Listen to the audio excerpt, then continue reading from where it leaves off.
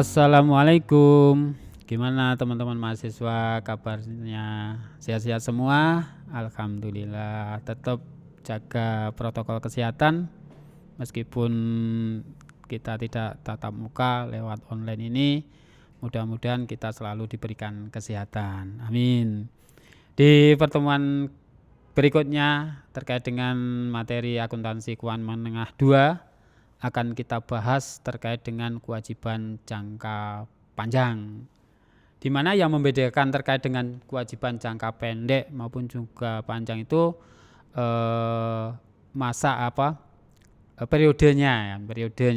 Kalau di jangka pendek itu kurang dari 1 periode akuntansi yang memunculkan sebuah kewajiban itu atau utang itu, maka dikategorikan sebagai utang jangka pendek. Jika melebihi dari 1 tahun atau 1 periode akuntansi, maka dikatakan utang jangka panjang. Nah, di mana nantinya bagaimana di dalam kewajiban jangka panjang itu terkait dengan pengakuan, pengungkapan, penyajian kembali, transaksi-transaksi yang memunculkan terkait dengan kewajiban itu sendiri. Nah, karena apa?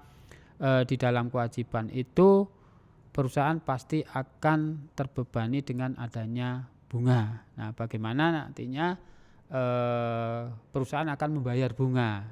Terkait dengan apa? Yang memunculkan akan adanya sebuah kewajiban itu sendiri. Lagi-lagi kita berdasarkan sebuah invoice, sebuah perjanjian. Karena apa? Terjadinya transaksi itu akibat peristiwa masa lalu yang masa depan itu harus dilunasi, baik itu dengan persediaan, baik itu dengan kas, sesuai dengan perjanjian yang ada. Nah, terkait dengan kewajiban jangka panjang, jika perusahaan itu kelebihan bisa berinvestasi ya. Investasi di sini baik investasi obligasi maupun investasi saham. Ya, investasi saham. Lalu kalau kita melihat obligasi ya, liabilitas jangka panjang adalah kemungkinan pengeluaran sumber daya sebagai akibat dari kewajiban saat ini yang tidak akan jatuh tempo dalam 1 tahun atau 1 siklus operasi. Mana yang lebih panjang? Apakah siklus operasi itu sendiri atau nilai obligasi itu sendiri ya. Ada 2 contoh di sini yang akan kita bahas terkait dengan kewajiban jangka panjang. Nantinya ada utang obligasi maupun utang wesel. Nah, penerbitan obligasi di sini pada saat perusahaan itu menerbitkan obligasi ada kontrak obligasi ya, bond enditur. Kemudian merupakan janji tertulis untuk apa? Membayar sejumlah utang pada tanggal jatuh tempo, di mana pada saat jatuh tempo itu akan disertai bunga periodik dengan tarif tertentu dari nilai jatuh temponya. Ya pasti kan, baik itu bank, perusahaan lainnya pada saat memberikan pinjaman atau memunculkan kewajiban dengan menerbitkan obligasi itu disertai bunganya. Nah, sehingga nantinya ada sertifikat obligasi. Pembayaran bunga biasanya dilakukan setengah tahunan. Nah, tergantung perjanjian juga ya, apakah bunga itu nanti dibayarkan dalam 1 tahun atau setengah tahun, 6 bulan. Tujuannya apa? Untuk meminjam uang jika kebutuhan dana terlalu besar. Kalau meminjam dari satu pihak tidak pihak saja ya. Dalam artian di sini pada saat diterbitkan obligasi itu perusahaan butuh dana gede, butuh dana besar sehingga menerbitkan obligasi. Nah, kira-kira mau nggak perusahaan membeli obligasinya? Ya kita lihat karakter dari perusahaan itu sendiri untuk menentukan membeli atau menerbitkan obligasi itu sendiri. Nah, ada beberapa jenis obligasi ya di sini, obligasi biasa, obligasi berseri, obligasi dijaminkan, obligasi atas nama. Lalu pemeringkat obligasi, ada PT Pevindo yang memunculkan peringkatan obligasi. Yang primer itu yang bagaimana kodenya, standar Poor's, mode inventories, kalau excellent itu kayak apa, medium lah. Gunanya apa? Lah ini nanti bisa dipakai sebagai untuk pembuatan skripsi misalnya. Nah, pada saat kita membandingkan peringkat obligasi yang excellent, upper medium, nah kira-kira apa dampak nanti terhadap investasi? Dipengaruhi obligasi peringkat obligasi. Nah, faktor-faktor yang mempengaruhi peringkat obligasi misalnya. Nah, itu kan bisa jadi sebagai dasar nanti untuk membuat sebuah tulisan skripsi. Nah, ini misalnya ini. Nah, ini contoh dari lembar obligasi atau surat obligasi itu sendiri, di mana di dalam obligasi itu ada kapan obligasi itu diterbitkan. Nah, kemudian siapa yang menerbitkan, nilainya berapa, lalu bunganya berapa. Nah, itu muncul di dalam lembar obligasi. Nah, ada beberapa perusahaan-perusahaan yang sering memberitakan terkait dengan obligasi yang dia terbitkan. Contoh di sini Pevindo turunkan peringkat obligasi SMART-nya. Nah, dari tadi ada peringkat ya, dari IDAA menjadi IDAA negatif. Nah, kira-kira apa dampaknya terhadap sebuah aktivitas perusahaan? Pada saat apa perusahaan itu membuat keputusan menurunkan peringkat obligasi. Nah, di sini terkait dengan informasi yang ada di Pevindo, pada saat dia menurunkan peringkat obligasinya, manajemen mengungkapkan peringkat tersebut diberikan berdasarkan data apa. Ini ya, jadi nanti ada keterangannya di sini. Nah, senilai 3 triliun menurunkan aja memiliki dampak yang signifikan. Nah, pada saat peringkat obligasi itu di IDAA tapi menjadi IDAA negatif atau min. Nah, di sini memiliki nilai 3 triliun. Nah, nanti ada keterangan. Lah, ini salah cara pada saat apa Anda mencari peringkat-peringkat obligasi berseri itu apa, suku itu apa, terus nilai kuponnya berapa, jatuh temponya kapan. Nah, lihat aja nanti di Bursa Efek ya, pada saat dengan mau membuat skripsi berdasarkan apa, data-data obligasi, misalnya peringkat obligasi yang tak sampaikan tadi. Nah, bisa Anda akses nantinya di BEI ya, Bursa Efek Indonesia. Mau cari perusahaan mana, peringkatnya apa, ratingnya berapa, terus apa, ada di sana informasi itu sendiri. Nah, obligasi itu dinilai ya present value cash flow. Jadi nilai sekarang atas aliran kas masa depan. Ya, present value cash flow yang terdiri dari bunga dan nilai nominal nantinya. Jadi nilai sekarang atas aliran kas masa depan, di mana di sana itu ada nilai nominal plus bunga. Tingkat bunga yang dipakai untuk menghitung present value adalah tingkat bunga pasar. Nah, jadi karena pada saat nilai jual obligasi ditentukan pakai present value cash flow, di mana untuk menghitung PV-nya, present value-nya adalah tingkat bunga efektif atau tingkat bunga pasar. Tingkat bunga yang tercantum dalam kontrak atau dalam lembar obligasi dalam sertifikat disebut tarif bunga nominal atau state kupon nominal rate. Nah, kalau apa, prosentase bunga itu yang ada di dalam lembar obligasi. Nah, kalau bunga pasar ukurannya bagaimana ya? Lihat tadi ya di BI tadi ya. Tarif tersebut merupakan persentase dari nilai nominal. Ya. Bila tingkat bunga pasar berbeda dengan tingkat bunga yang ditetapkan, maka nilai tunai, nilai jual obligasi akan berbeda dengan nilai nominal obligasi. Selisihnya disebut diskon bila nilai tunai obligasi di bawah nilai nominal. Underwrite premi atau premi.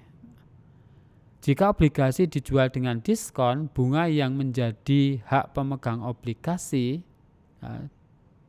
lebih besar ya, dibanding bunga yang ditetapkan. Jadi bunga pasar itu lebih besar dari bunga yang ada di lembar obligasi, maka muncul diskon. Nah, jika premi bagaimana? Ya lebih kecil. Bunga yang dibayar bunga pasar itu lebih kecil ya dari bunga yang ditetapkan. Bagaimana menghitung bunga yang benar-benar dibayarkan kepada pemegang obligasi setiap periodenya? Nah, tarif nominal kali nilai nominal obligasi. Bagaimana menghitung bunga yang benar-benar dicatat sebagai biaya bunga yang menjadi hak pemegang obligasi oleh penerbit obligasi? Tarif efektif kali nilai buku obligasi. Nah, menghitung nilai jual obligasi tergantung pada tingkat bunga pasar. Perhitungan nilai jualnya pakai present value cash flow, PV ya, nilai jatuh tempo plus apa? Plus bunga nanti. Menghitung plansa bunga, gunakan tingkat bunga pasar. Pembayaran bunga bisa setengah tahunan atau 1 tahun, tergantung di dalam perjanjian itu sendiri. Nah, ini ya, pada saat bunga pasar itu lebih kecil, pada saat bunga nominal itu lebih tinggi dari bunga pasar, atau bunga pasar itu lebih rendah dari bunga nominal, maka muncul premi. Kalau bunga pasar sama dengan bunga nominal, ya nilai nominal sama dengan. Kalau bunga pasar itu lebih tinggi dari bunga nominal, akan muncul diskon. Makanya ini menjadi sebuah goodwill bagi perusahaan ya. Kenapa investor mau membeli obligasinya itu lebih tinggi dari bunga nominal. Mungkin diharapkan nanti pada saat investasi itu mendapatkan return yang tinggi, maka pasar mengakui terkait dengan nominal bunganya lebih tinggi. Nah, sehingga dapatkan diskon di sini nantinya. Nah, contoh di sini perusahaan menerbitkan obligasi sebesar 100.000, jatuh temponya 5 tahun dengan bunga 7% yang akan dibayarkan secara tahunan. Berarti ini di setahun sekali. Ketika diterbitkan bunga pasar obligasi tersebut adalah 9%. Berarti apa? Nanti muncul diskon. Dalam artian apa? Nilai nominal yang dibayarkan itu di bawah nilai 100 gitu kan. Ini untuk penentuan harga penyelesaiannya, penyelesaiannya enggak terlalu ya. Nanti bisa kita ilustrasikan. Berarti apa?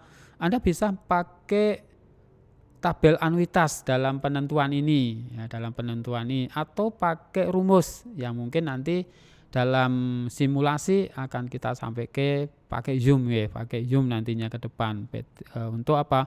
Simulasi perhitungannya akan kita lakukan di sana. Kita contohkan, Anda bisa menghitung untuk present value cash flow itu dengan rumus 1/1 plus I pangkat N, di mana I-nya adalah bunga, N adalah lama, gitu kan. Jika bunga itu dibayarkan 2 kali dalam setahun, I-nya dibagi 2, N-nya dikali 2. Itu untuk apa? Present value cash flow. Sedang bunganya berarti apa? 1/1 plus I pangkat N dibagi I. perlakuannya sama. I yang dipakai itu adalah bunga pasar. N-nya lama. Nah, itu kan nanti pakai rumus itu boleh, pakai rumus anuitas boleh. Hampir sama pada saat kita bicara Wesel waktu piutang Wesel dulu di pengantar di AKM 1. Nah, tetapi di sini yang memunculkan hutang. Nah, menentukan harga obligasi, harga jual atau beli obligasi tidak selalu sebesar nilai nominalnya. Besarnya harga ditentukan oleh tingkat bunga obligasi. Semakin besar bunganya, harga obligasi semakin tinggi.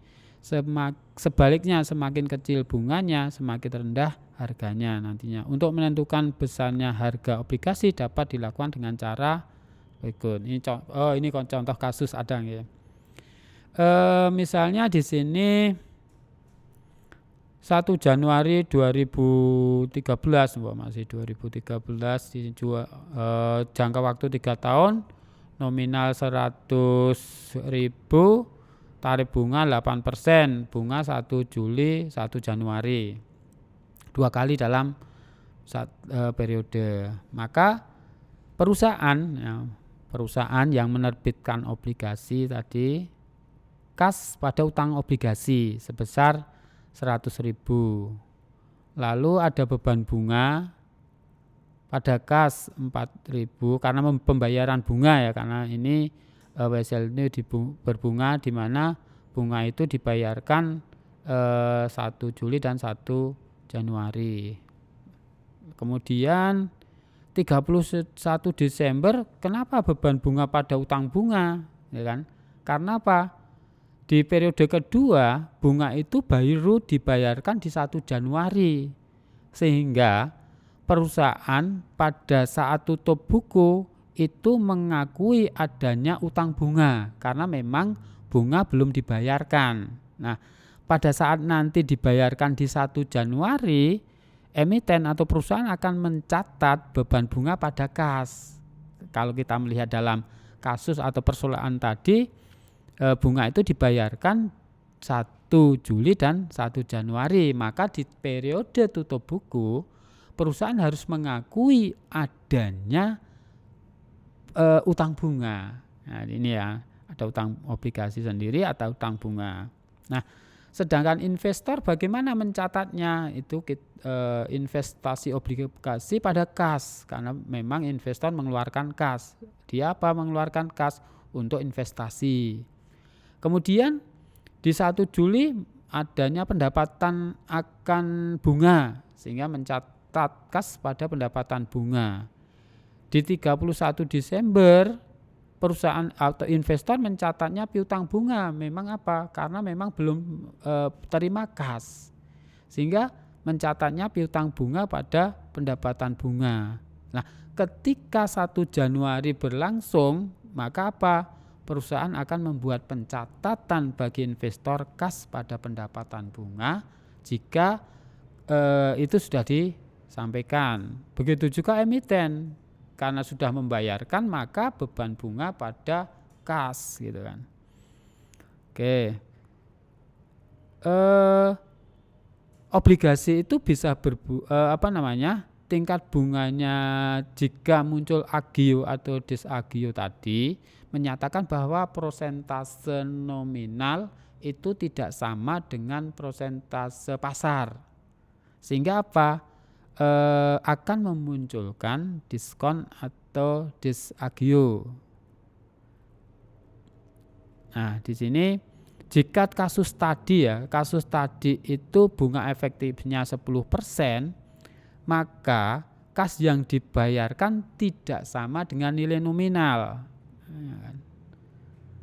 Ada diskon di sini ya, diskon untuk obligasi 5.080, 5.080.000. Lah caranya menghitung bagaimana? Anda masukkan tadi ya dari kasus tadi diketahui bahwa apa? Nominalnya 8%, maka cara mencarinya I dibagi 1 plus 0,10 karena I yang dipakai di sini adalah yang bunga pasar atau bunga nominal yang 10%. N-nya berapa? 6 tahun. Loh kok 6 tahun gimana? Karena apa? Bunga ini dibayarkan 1 Juli dan 1 Januari. I-nya dibagi 2 tadi ya, maaf ya, dari 10% berarti 0,010. Nah, tahunnya N-nya dikalikan 2. Nah, kita simulasikan pakai Young besok. Nah, ini pencatatannya dulu. Kalau bunga efektifnya 10%, maka apa? Kasnya lebih kecil dari obligasi. Sehingga apa? Memicu investor untuk membeli. Karena apa? Kas yang dikeluarkan lebih rendah dari nilai nominal. Adanya diskon tadi. Mungkin investor pada mau membeli. Karena apa? Pertama juga mengharapkan keuntungan di masa depan. Di awal periode mengeluarkan kas sedikit, pada saat jatuh tempo akan dikembalikan kas sesuai dengan nominal dari obligasi itu sendiri. Kalau investor mencatatnya bagaimana? Investasi obligasi bisa langsung ini ya, investasi obligasi pada kas, karena memang kas yang dikeluarkan lebih kecil dari nilai nominal sebesar 94.920.000. Ini jika bunga efektif lebih besar. Kalau lebih kecil bagaimana? Nah, perusahaan akan diuntungkan sebenarnya perusahaan, tapi dari sisi investasi atau investor akan rugi karena kasnya tinggi gitu kan dari nilai nominal itu sendiri. Biasanya ini dilakukan oleh anak-anak perusahaan untuk apa? Mendongkrak perusahaan yang kemungkinan mengalami sebuah kerugian. Nah, sehingga dia mau membeli obligasi yang diterbitkan di atas nilai nominal. Karena apa? Mungkin untuk memicu agar perusahaan itu bangkit kembali ya, sehingga kas pada saat dikeluarkan obligasi dia sanggup membeli lebih tinggi dari nilai nominalnya. Nah, pada saat bunga efektif 7%, maka kas 107.000, pada premi obligasi 7.000, pada utang obligasi 100.000.